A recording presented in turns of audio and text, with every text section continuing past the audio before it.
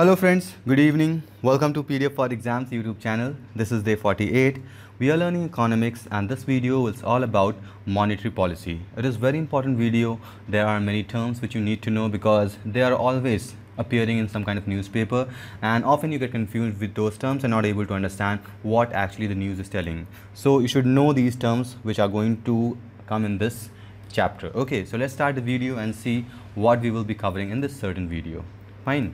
So as I said, this video will be all about monetary policy. So here we'll be studying about monetary policy. Along with that, we'll study financial inclusion. Although this monetary policy and fiscal policy, there are two policies as is in economy. One is monetary policy, which we have, and other is fiscal policy, which we are going to study later on. These two policies should be studied together, but since they are splitted in days, so we are studying monetary policy on 48th day, and whereas this fiscal policy would be studied later on. But I will compare these two policies and so that it would be easy for you to understand how actually the economy in our country works. Fine. So this video will study monetary policy and financial inclusion. So what do we understand by this monetary policy? So over here we have two terms, monetary and policy. Policy means like we make some rules and regulation, or you can say we make some kind of action, you can say, not action actually. Policies means designing some kind of steps which should be taken for development of something. So in this case we have development of our economy with the help of money. Monetary is nothing but the movement of money in the economy. Economy and economics we have already seen. Economy was the shorter term, or else the management of money in an household activity was called in economics, whereas when management of the same money was done in a big economy or a country, that was called as economy. So in this case we have monetary policy. So this monetary policy is meant for availability or determining the size and growth of the money supply in the economy. Okay, so this is all about monetary policy definition. So this monetary policy, it refers to policies which measure the pertaining policy undertaken by a central bank. Now in last video in banking system we have already studied that there are certain kind of bank in which RBI is Reserve Bank of India, which is central bank to a country. Along with this RBI, it was divided into certain banks like commercial bank and cooperative bank. We have already seen this, commercial and cooperative. Commercial bank were just and profit oriented bank. That means their motive was to earn as much as profit as they can. Whereas the cooperative bank, these cooperative banks were responsible for welfare of society. That means these organizations were no profit and low loss making organization. Okay, so now if we talk about the function of monetary policy and why this monetary policy is actually required. So it manages the nation's money supply to control or contain inflation, achieving higher growth rate and achieving full employment. So what is the purpose of this monetary policy? As I said, it is the managing of nation's money. So this monetary policy, it manages and controls the flow of money in the nation. Apart from that, it controls inflation, achieves higher economic growth rate and full employment. How this monetary policy is going to accomplish all these, we are going to see later on this video. Okay. So the economic planning, it entered in India in 1951. Before that, there was no such economic planning for India. That means normally everything was happening without any policy or planning since India got its independence in 1947. So till then, after 2 to 3 years, we did not have enough time to focus on our economy. Later on, when along with the time, economic planning started occurring, and in 1951 India entered an era of this economic planning. Okay, so we have monetary and fiscal policy. These are adjusted requirement for planned development in country, and accordingly the economic policy and Reserve Bank was emphasized on two objectives. What were the objective? The speed up economic development, and apart from this to control the reduce the inflationary pressure on the economy. So we have studied about the inflation also. Inflation means nothing but increase in rate of the household goods. So if you have to understand inflation is actually compared between two time periods. So for example, in 2018 and in 2020, we just compared the price of goods and services. What are goods and services?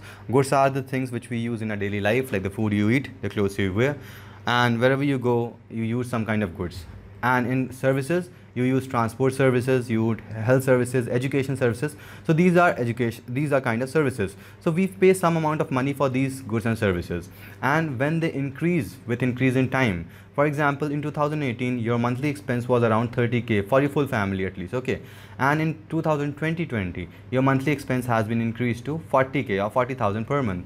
So you can see there is a difference of 10,000 per month. So that would be called as inflation, and if you calculate this inflation in percentage, so that would be called as inflation percentage. So moving further, let's see the types of monetary policy. So monetary policy are of two kinds basically: expansionary monetary policy and contractionary monetary policy. What do you understand by this term, expansionary or expansion? Expansion means, for example, if we have a point, if you just scatter it in long area, this is called expansion. Or you can say increase in length, breadth, or you can say increase in size. That would be called an expansion. Whereas contraction means reducing in size. Okay, that is called as contraction. So in case of this monetary policy, expansionary monetary policy increases the supply of money in the economy by making credit supply easily available. What do we understand by this? What is credit supply actually? Credit means the money which you don't have in your account, still you get some amount of money in terms of loan. So when do you take loan? So for taking loan you have to pay some interest. So in some cases what happen in this, whenever this expansion monetary policy is used in these kind of monetary policy, what banks do, banks reduce the interest rate. Okay, when bank reduce the interest rate, for example, in certain case or earlier stage it was 8% per annum, and if it is reduced to 6% per annum, and someone who's taking loan, he or she has to pay less amount of interest as compared to earlier. So when banks reduce the bank rate, it means they are applying easy credit supply to the customers. Who are customer? We are the customers, or the small industry or companies are also the customer of these banks. Now the money which are produced by such policy would be called as cheap money. Okay, next is contractionary monetary policy. So what it does, it just do opposite of expansionary monetary policy. It decreases the supply of money in the economy, and in this case how it is done, so it is just opposite of what we did in expansionary monetary policy.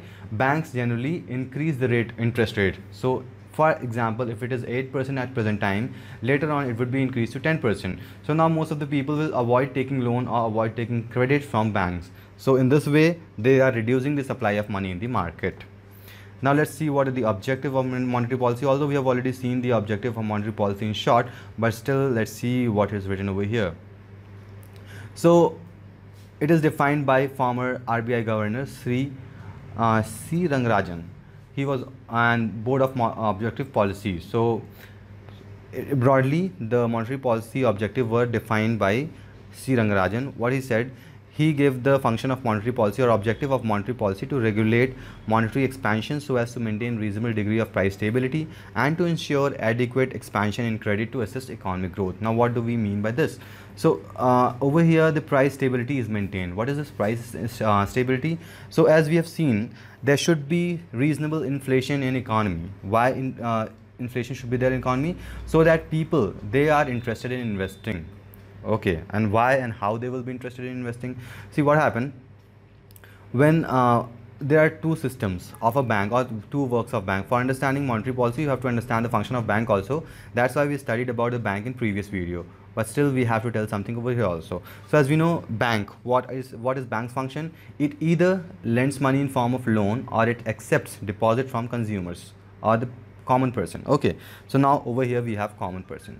So in certain case what happened, these common person, when they have excess amount of money, okay, where they have the money which they don't need for their livelihood, now they have two options. Either they can keep the cash with themselves, or else they can deposit the money in the bank. So if they keep the money with themselves, and we know there is regular inflation in the economy, there would be no benefit to them. Whereas if they deposit the money in the bank will give some interest in return. So they won't have any impact on the inflation. The money will not lose its value actually. But if they keep themselves, the money will keep on losing its value. And the other work of this banks are to lend money. And how do the bank lend money? So if someone needs money, if there is customer B, let's take example, and customer A over here. If customer needs some money, banks will lend money and charge some interest from these customers.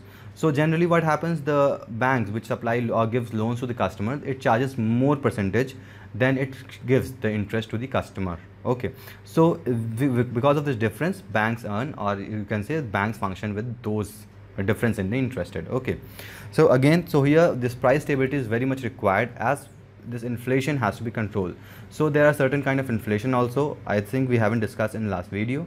Inflation are generally of four kind basically, and it has many types, but majorly it has four kinds, like creeping inflation, walking inflation, galloping inflation, and hyperinflation. What are the four? Creeping inflation means, creeping means very slow rate of increase in inflation. So it generally varies from 0 to 3%. Next is walking inflation. Walking would be little higher than this creeping inflation. It would be 3 to 10%. And galloping inflation would vary from 2 digit to 3 digit, and hyperinflation will be more than 3 digit percent inflation. Okay, so these are kind of inflation. Now creeping inflation is good for economy, whereas these economy would hamper the economy, or you can say the common people who are staying in the country. So this price stability is very much, so that's why this monetary policy helps in maintaining the price by maintaining the inflation in the market. And the other objective of this monetary policy is expansion in credit. How does this expansion in credit takes place? We have already seen in expansion monetary policy, banks just reduce the interest rate, and with the help of that, people start taking more and more loans. Okay, apart from this, there are many more objectives like economic growth by controlling the interest rate, price stability, exchange rate stability. What is this exchange rate stability? So as we know, India or any country, it has got some kind of international trades also. So in this international trades, we have various currency. In India, we use rupees. In America, they use US dollar.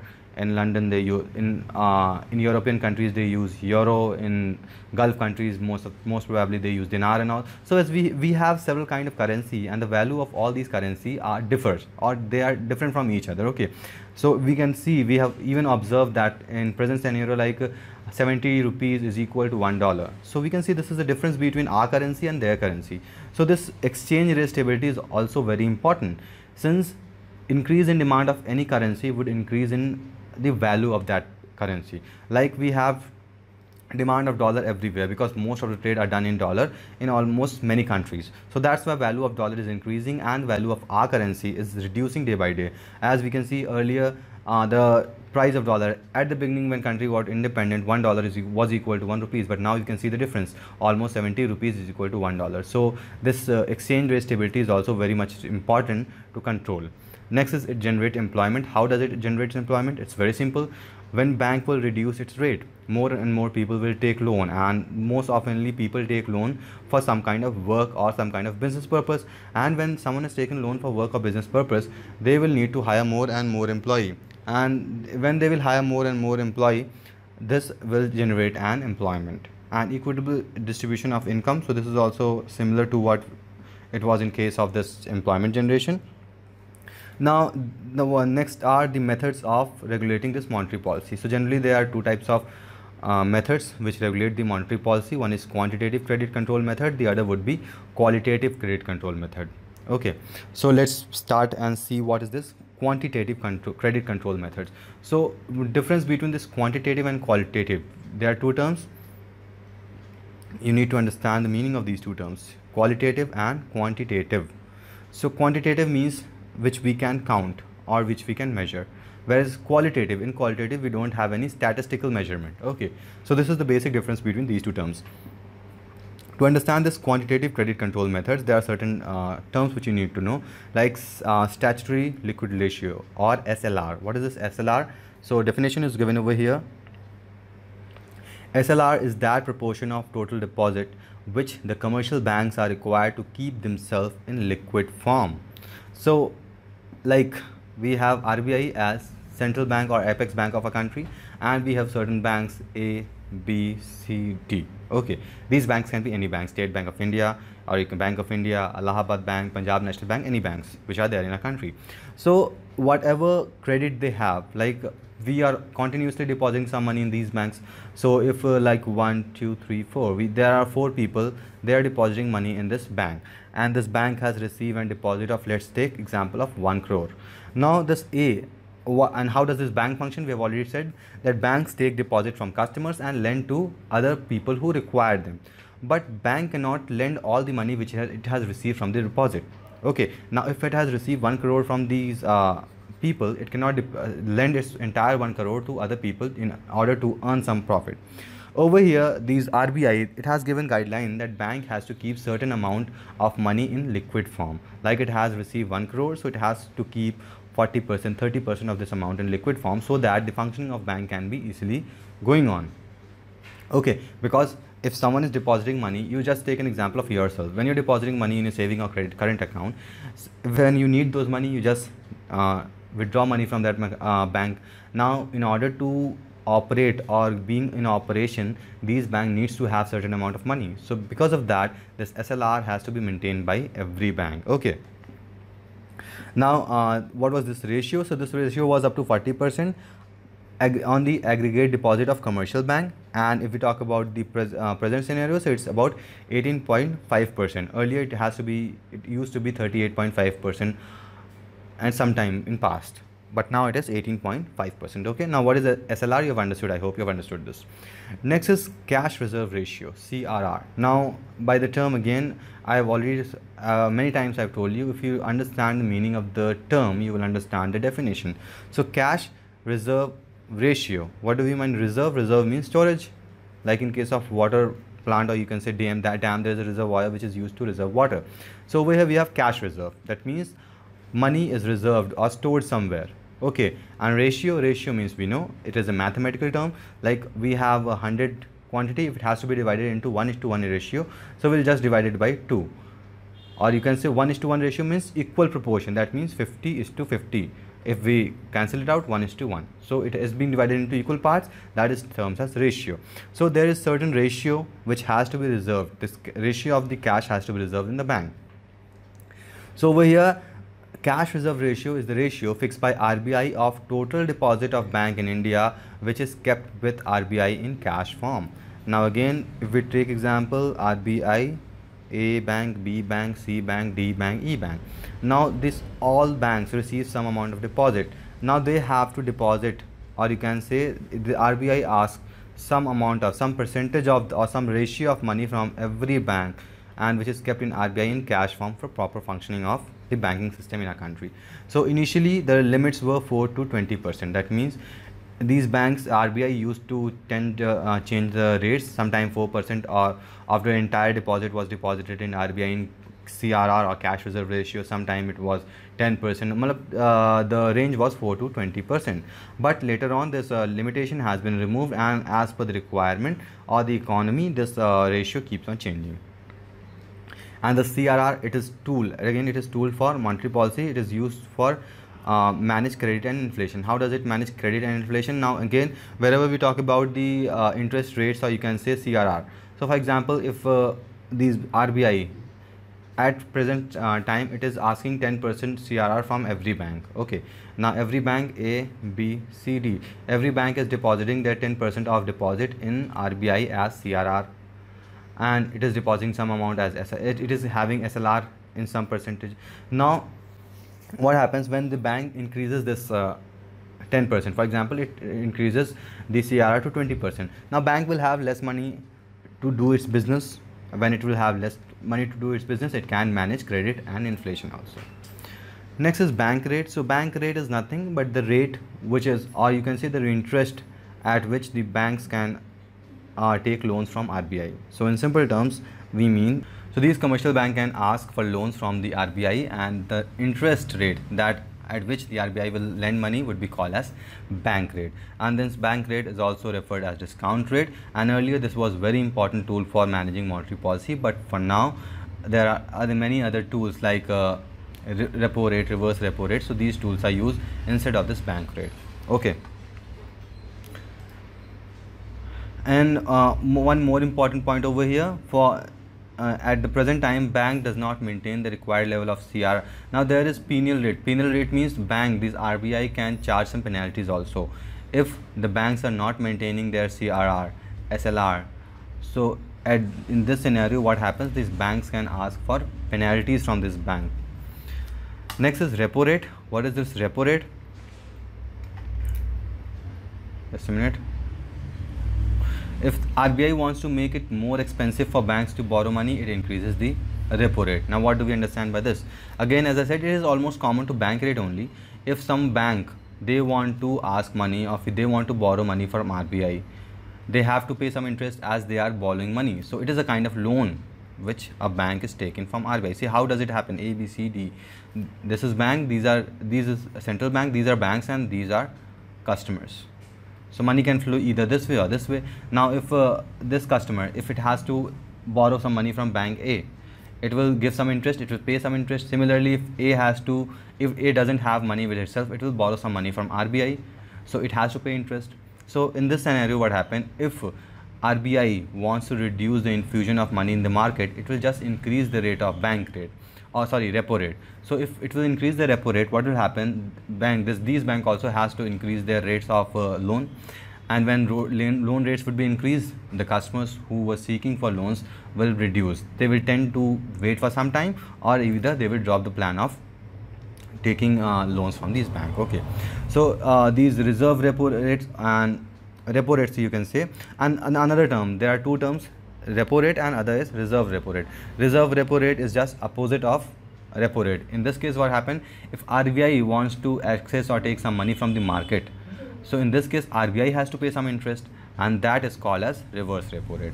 Repo rate at present is 5.75%. It keeps on changing, see, it's not constant. As I said, whenever it's monetary policy, under monetary policy, to control inflation and run economy smoothly, these rates keeps on changing from time to time. Okay, now talking about reverse repo rate, we have already told that reverse repo rate is just opposite of a repo rate. Whenever RBI has to infuse some money from market, it has to pay some interest, that is called as reverse repo rate. Okay, and reverse repo rate at present is 50 basis point lower than the repo rate. So RBI pays lesser interest than banks has to pay to RBI. Okay, now that is 50 basis point. What is this basis point? So this is generally a common unit for measuring for interest other than percentage. So generally what we measure interest rate in percentage, but basis point is also just an unit which is used for measuring interest rate. And if we talk about the comparison, so 1 basis point is equal to 1 by 100 of 1%. Let me write it clearly. I hope this is not clear. 1 minute. Okay, 1 base point is equal to 1 by 100 of 1%, or you can say 1 base point would be equal to 0.01%, or 5 base point would be equal to 0.05%, 10 base point would be equal to 0.10%. So it keeps on going. This is the formula with which you can calculate the base point in terms of percentage. Okay, next is open market operation. What is this open market operation? So in this, what happened? So till now we have seen there was exchange of currency between each other, banks and customers and RBI. But in this open market operation, what happens? There are certain government securities which are either sold or purchased from the market. How it is done? So see, securities, what are securities and bond? You might have heard about election bond. There are certain kinds of bonds and security papers which are available. So the value of those bonds or papers are equivalent to certain amount of money. So what happens? See, I'll just explain you by a certain example, then we'll go to the concept. So if there is a certain company, let's take example of a construction company. Okay, we are taking example of a road construction company, or you can say National Highway Authority of India. So if this wants to build a road, it needs some money. Okay, and since government agency is involved, so what it will do, it can infuse money from the market. If it does not take from the RBI, so there are certain options. It can opt money or take loans from RBI or some international organization, or else if it want to infuse money from the public, over here what will happen, they will make some kind of bond. Like you might have heard about Sahara bond, LIC bond. Similarly, there are certain government security bonds. So government will generate a paper kind of thing. Government stamp would be there, signature would be there, details would be mentioned there, amount would be mentioned there, and it will hold a certain percentage value. For example, if it sells one bond paper value of 1 lakh rupees, so it will say to customers, like we as a customer, through certain agencies. It will not, government will not come directly and sell to the people. There are certain agencies which will understand, while understanding this monetary and fiscal policy, it has got a complete chain. So in those, what happens, these government bonds or security, those are given to some banks, or you can say some third party agency. They sell these bonds and papers to public people. Now let's take example of Sahara bond paper. So what does it do? It gives you paper, and in return it deposit money. So for example, you have taken a bond of 1 lakh rupees, you deposit this amount to those agency, and this agency will say that it will take 5 years for this money to mature, and you will get certain amount of interest. Let's take example 20% interest per annum you will get on this amount whenever this matures. So you can say after 5 years. So they will use this money for building their, or they're completing their work, and after 5 years, whenever you go to and ask them your money back, they'll send you or give you some along with your interest. So this is just an operation, open market operation. So this is all what happens in open market operation. Okay, so over here what are written, this it refers buying and selling of government security in open market in order to expand or contract amount of money in the banking system. Okay, now purchasers inject money into banking system while sales of security do the opposite. How? Whenever government is selling the security, it will obviously, public will purchase the security, and these money will often will go to the banks only. So in this case, what is happening? It is injecting money to the banking system. And whenever you want to sell this security, so it is doing the opposite of injecting the money. Okay. And there is general misconception. So people often get confused that this open market operation changes the total stock of government securities. So it's not like that. Government securities are not changed or sold. Actually what happens, RBI is the apex banking body. So RBI also holds certain amount of interest, or you can say certain amount of stocks. So RBI just sell its part of interest to the public, and this government stock securities are not sold. Okay. Next is marginal standing facility. So what is this? So this is liquidity support arrangement provided by RBI to commercial bank if latter does not have required eligible securities for the above SLR limit. So in simple terms, we have already seen that if any bank want to operate properly, it has to maintain some liquid money with itself. Like I said earlier, it was 40%, 38%, 20%. So it varied from time to time, but a certain bank has to maintain some money in cash or liquid form in their bank to operate properly. But what happens, in some cases, few banks are not eligible, or they don't have those amount of money at some instant time, you can say, not for always. For example, they don't have this money for 2 to 3 days. So in that case, what these banks can do, these banks can go to Reserve Bank of India. They can ask for this marginal standing facilities for very 1 to 3 days, you can say, for small duration, and pay some interest in return whenever it gets its SLR, or whenever it's maintain its SLR bank. Okay, so this is all about marginal standing facility. So this is second type of policy measure, or you can say monetary policy measures to control the monetary policy. This is qualitative. So over here we have moral suasion. What is this moral suasion? So in this term, what happens? Central bank. What is the central bank? RBI. It persuades and requests the commercial bank to refrain from giving loan to speculative and non-essential purpose. See what happens, as I said, this monetary policy is maintains inflation, generates employment, and does lots of work. But in certain cases, what happens? Lots of bad loans are given to certain people, or else you can say whenever this money has to be reduced in the market. So in that cases, non-essential purpose, these loans for non-essential purposes are avoided. The central bank, they persuade and request commercial banks. See, they don't give any written notice or something like that. They just make them understand that please don't do this, because these are uncertain activities and this is creating problem in the economy. Okay. So this is a moral suasion. Next is rationing of credit. So Reserve Bank, what does it do? It limits the maximum amount of loan and advances, and also in certain cases fix the ceiling for specific category loan and advances. So in this purpose, what happens? It will just fix the limit that you cannot provide loans to anyone more than 2 lakhs, 5 lakhs. So whatever the limits would be fixed at that time during the certain scenario, whatever the requirement is there. A regulation of customer credit. So over here, what happened? Regulation of customer credits. So first, for this you need to understand the customer credit. The customer credit means whenever you have to purchase a car, bicycle, or laptop, television, whenever you have to purchase, if you don't have enough cash in your hand on your account, in that case you go to financial institutes, and in these financial institutes, what will they will provide you an EMI option. EMI option means you can pay the money in monthly installment by adding some interest to it. Okay, so in that case, what will happen? The banks will regulate. So it can either increase, but that means it can enhance the customers to get more and more credit, or you can reduce the customers to get less credits. So how does it do? So it has to be done by two things, like if a bank or this RBI has to reduce the consumer credit, so it will just increase the down payment and reduce the number of installment. For example, if we take a laptop worth rupees 70,000, or you can say 60,000, and your monthly EMI is 12,000 per month. Okay, that would be equal to 60,000 in 5 months.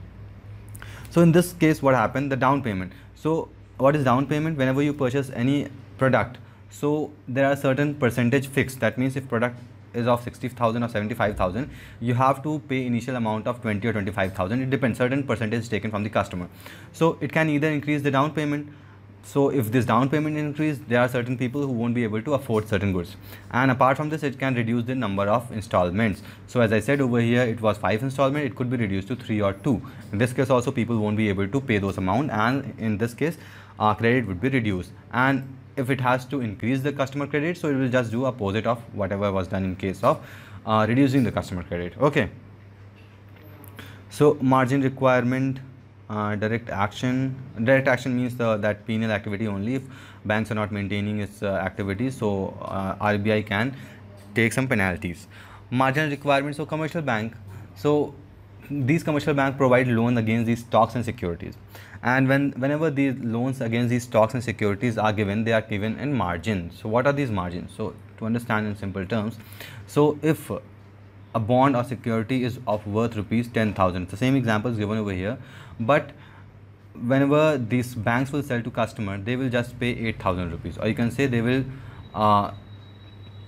charge some extra money. They will charge 12,000 rupees from the customer. So in this case, what you have seen, there is the margin of 2,000 or 20% margin banks are charging extra from the customer. Okay, or else if they have to provide loan. So for example, on taking loan, you have to give some security. So if you are giving your house paper for security, and if a house is costing 20 lakh rupees, okay, so the loan amount which they will give you, they can be 15 lakh or 18 lakhs depending upon certain situations. So they will just set a certain margin, and then only they will provide you loan. Okay, now there are certain limitations to monetary policy. What are these? Like black money. Now black money, what is black money? These black money is simple, that they do not, any transaction records are not maintained. Those kind of money would be called as black money. So since there is no transaction, monetary policy could not be implemented in these kind of transaction. Apart from this, there are many informal lenders in a country. What are these informal lenders? That means you don't have to go through any procedure. If you know some people that they are lending money, you will go to that people, and that person will give you loan at higher rate interest. So again, they do not maintain any data.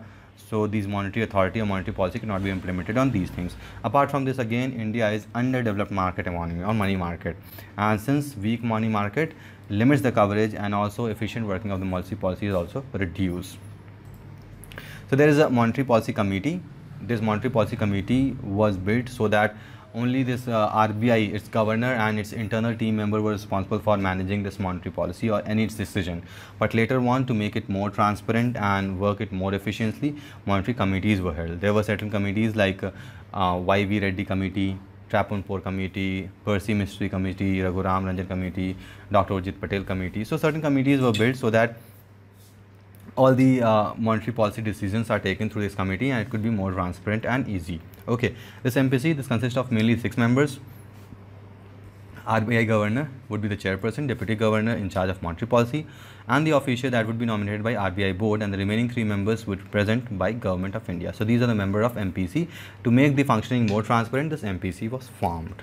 Okay, now Financial Stability and Development Council. So this council, it was built for coordination of financial market and agency facilitating regulatory coordination. As we know, there are certain agencies in a country, like in financial market we have some stock exchange, SEBI, like SEBI, we have SEBI, we have IRDA for policies and all, we have certain banks, we have insurance companies. So we have certain kinds of financial institution for cooperation and proper functioning of this Financial Stability and Development Council was made. So it has got certain compositions, so like SEBI, IRDA, RBI, PFRDA, FMC. So the chairperson of these institutes would be member of this Financial Stability and Development Council, because the coordination has to be done among these members only. And apart from this, there are certain composition you can read on your own. There's nothing much else. So that's all.